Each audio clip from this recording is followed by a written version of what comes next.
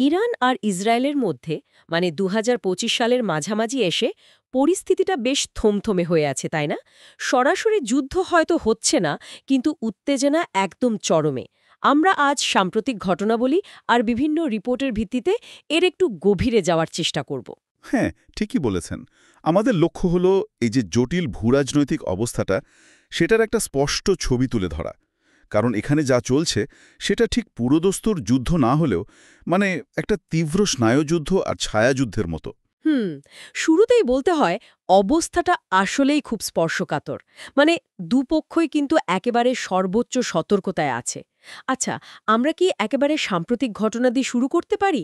ওই যে ২০২৪ সালের এপ্রিলে ইরান আর ইসরায়েলের মধ্যে সরাসরি একটা হামলা-পাল্টা হামলার ঘটনা ঘটল। ও হ্যাঁ, ওটা তো একটা বিরাট ঘটনা ছিল। এক দশকেরও বেশি সময়ের মধ্যে এমন সরাসরি সংঘাত এটাই প্রথম। তো এটা আসলে পরিস্থিতিকে কোথায় নিয়ে দাঁড়ালো? মানে এর প্রভাবটা কি হলো? দেখুন, এটা নিঃসন্দেহে একটা গুরুত্বপূর্ণ মোড়। ইরান থেকে ইসরায়েলের দিকে ড্রোন, মিসাইল, আবার জবাবে ইসরায়েলও ইরানের ভেতরে সীমিত হামলা চালালো।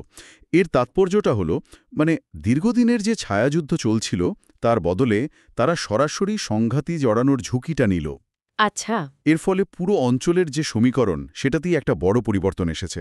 আর এর দীর্ঘমেয়াদী প্রভাবটা যে কি হবে তা এখনও পুরোপুরি বোঝা যাচ্ছে না, কিন্তু অস্থিতিশীলতা যে বেড়েছে সেটা নিশ্চিত। আর এই সরাসরি সংঘাতের বাইরেও তো প্রক্সি বা সমর্থিত গোষ্ঠীগুলোর মাধ্যমে লড়াইটা চলছেই, তাই না? যেমন হামাস, হিজবুল্লাহ, ইয়েমেনের হুথিরাও আছে। হ্যাঁ, হ্যাঁ, হিজবুল্লাহ, হামাস, হুথি, এমনকি ইরাকের হাসদ আল শাবি, এই গোষ্ঠীগুলো। হাসদ আল শাবি, ওটা ঠিক কি? এটা মূলত ইরাকের বিভিন্ন শিয়া মিলিশিয়া গোষ্ঠীর একটা জোট, যাদের সাথে ইরানের বেশ ঘনিষ্ঠ যোগাযোগ আছে বলে মনে করা হয়। আচ্ছা, আর ইসরায়েল তো এই সব কিছুর পেছনে সরাসরি ইরানকেই দেখে। একদম। যেমন ধরুন, লেবানন সীমান্তে হিজবুল্লাহ প্রায়ই রকেট ছুটছে। জবাবে ইসরায়েলও থেমে নেই, তারাও বিমান হামলা চালাচ্ছে। আবার সিরিয়া বা ইরাকে ধরুন, ইরানি মদতপুষ্ট মিলিশিয়া বা ধরা যাক আইআরজিসির কোনো ঘাঁটিতে ইসরায়েলি হামলা, এগুলো তো এখন প্রায় নিয়মিত ঘটনা। ইসরায়েল এগুলোকে বিচ্ছিন্ন ঘটনা হিসেবে দেখে না, তারা মনে করে এটা ইরানের একটা বড় পরিকল্পনারই অংশ।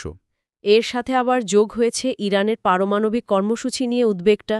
এটা তো ইসরায়েলের জন্য সবচেয়ে বড় মাথা ব্যথার কারণ মনে হয়। ঠিক, এটাই আসলে মূল চিন্তার জায়গা।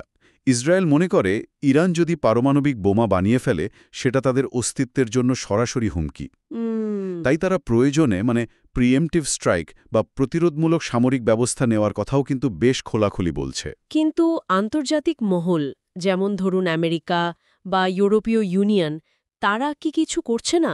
মানে কূটনৈতিক কোনো চেষ্টা? চেষ্টা তো চলছে। জাতিসংঘ, ইইউ, যুক্তরাষ্ট্র সবাই চেষ্টা করছে, কিন্তু সত্যি বলতে উত্তেজনা কমাতে পারে এমন কোনো কার্যকর অগ্রগতি কিন্তু দেখা যাচ্ছে না। দুপক্ষই নিজেদের অবস্থানে বেশ অনড়, এটাই সমস্যা। আচ্ছা, তাহলে এবার একটু দুই পক্ষের সামরিক প্রস্তুতির দিকে তাকানো যাক। ইরানের শক্তিটা কোথায়? তাদের রেভলিউশনারি গার্ড বা আইআরজিসির কথা খুব শোনা যায়। হ্যাঁ, ইরানের মূল শক্তিটা অনেকাংশে আইআরজিসি কেন্দ্রিক। তারা সাম্প্রতিক বছরগুলোতে ড্রোন, ব্যালিস্টিক মিসাইল, এমনকি সাইবার যুদ্ধের সক্ষমতাও বেশ বাড়িয়েছে। আর সিরিয়া, ইরাক, লেবাননে তাদের উপস্থিতি আর প্রভাব তো আছেই। কিন্তু তাদের উপর তো আন্তর্জাতিক নিষেধাজ্ঞার চাপও আছে, অর্থনৈতিক সংকটও চলছে। ঠিক, এই চাপটা আছে। কিন্তু ইরানের সামরিক কৌশলটা একটু অন্যরকম। তাদের মনোবল, বিশেষ করে আইআরজিসির, বেশ উঁচু। তারা জোর দেয় অ্যাসিমেট্রিক ওয়ারফেয়ার বা অসমমিত যুদ্ধের ওপর। মানে সরাসরি টেক্কা দেওয়ার বদলে ড্রোন হামলা, দ্রুতগতির বোট ব্যবহার, সাইবার অ্যাটাক আর এই প্রক্সি গোষ্ঠীগুলোর ওপর নির্ভর করা, এগুলোই তাদের প্রধান অস্ত্র। আর অন্যদিকে ইসরায়েল, তাদের আইডিএফ বা ডিফেন্স ফোর্সেস। ইসরায়েল তো সামরিক দিক থেকে সবসময় খুব প্রস্তুত। আইডিএফ সর্বোচ্চ সতর্ক অবস্থায় থাকে, বিশেষ করে উত্তর আর দক্ষিণ সীমান্তে। রিজার্ভ থেকে অনেক সৈন্যকে সক্রিয় করা হয়েছে বলে শোনা যায়। আর প্রযুক্তি, আয়রন ডোম তো আমরা জানি, এছাড়া আর কি আছে? প্রযুক্তিগতভাবে ইসরায়েল খুবই এগিয়ে। তাদের আকাশ প্রতিরক্ষা ব্যবস্থাটা বহুস্তরীয়। মানে শুধু আয়রন ডোম না, মধ্যম পাল্লার জন্য ডেভিড স্লিং আর দূরপাল্লার ব্যালিস্টিক মিসাইলের জন্য অ্যারো সিস্টেমও আছে। এছাড়া সাইবার নিরাপত্তা, গোয়েন্দা তথ্য সংগ্রহে এআই বা কৃত্রিম বুদ্ধিমত্তার ব্যবহার, ড্রোন শনাক্তকরণ, এসবও তারা অনেক উন্নত। দেশের ভেতরে মানুষের মধ্যে নিশ্চয়ই একটা উদ্বেগ কাজ করে। উদ্বেগ তো আছেই, কিন্তু দেশের নিরাপত্তার প্রশ্নে ইসরায়েলে সাধারণত সরকার আর সামরিক বাহিনীর প্রতি একটা জোরালো সমর্থন দেখা যায়। আচ্ছা, তাহলে যদি আমরা দুটো দিককে পাশাপাশি রাখি, ইসরায়েলের একটা প্রস্তুতির পেছনে মূল কারণটা কি ওই ইরানের পারমাণবিক কর্মসূচি? হ্যাঁ, সেটাই মূল চালিকা শক্তি। ইসরায়েলি নীতি নির্ধারকরা মনে করেন ইরানকে কোনোভাবেই পারমাণবিক অস্ত্রের দোরগোড়ায় পৌঁছাতে দেয়া যাবে না। আর এই কারণে তারা প্রয়োজনে বড় ঝুঁকি নিতেও তৈরি, যা পরিস্থিতিকে আরও জটিল করে তুলছে। তাহলে যদি খুব সংক্ষেপে বলি, ছবিটা দাঁড়াচ্ছে এরকম: ইরান একদিকে সর্বোচ্চ সতর্ক, সীমিত সংঘাতে জড়িত, আইআরজিসি আর প্রক্সি নেটওয়ার্কের উপর নির্ভরশীল, আবার অর্থনৈতিক চাপের মধ্যেও আছে। ঠিক। আর অন্যদিকে ইসরায়েল একদম যুদ্ধ প্রস্তুতিতে, প্রতিরক্ষা ও আক্রমণ দুটোতেই তৈরি, প্রযুক্তি আছে, আইডিএফ আছে, কিন্তু সীমান্ত নিরাপত্তা আর রাজনৈতিক চাপও আছে। একদম ঠিক বলেছেন। পরিস্থিতিটা খুবই ভঙ্গুর। একদিকে সর্বোচ্চ সতর্কতা, প্রযুক্তি নির্ভর ছায়াযুদ্ধ চলছে, অন্যদিকে পারমাণবিক উইকিরও একটা কালো মেঘও কিন্তু জমছে। তাহলে এই যে টানাপোড়েন, এর মানে কি দাঁড়ায়? সামনের দিনগুলোতে কি হতে পারে বলে মনে হয়?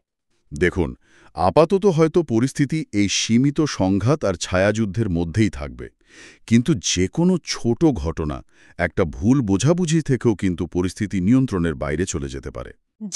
যেমন ধরুন, কোনো প্রক্সি গোষ্ঠী যদি হঠাৎ খুব বেশি আগ্রাসী হয়ে ওঠে, অথবা ইরান যদি সত্যি সত্যি পারমাণবিক অস্ত্র তৈরির একদম শেষ পর্যায়ে পৌঁছে যায়, মানে সেরকম কোনো ইঙ্গিত পাওয়া যায়, তখন পরিস্থিতি নাটকীয়ভাবে বদলে যেতে পারে। তবে এর বাইরেও একটা গভীর প্রশ্ন কিন্তু থেকে যাচ্ছে।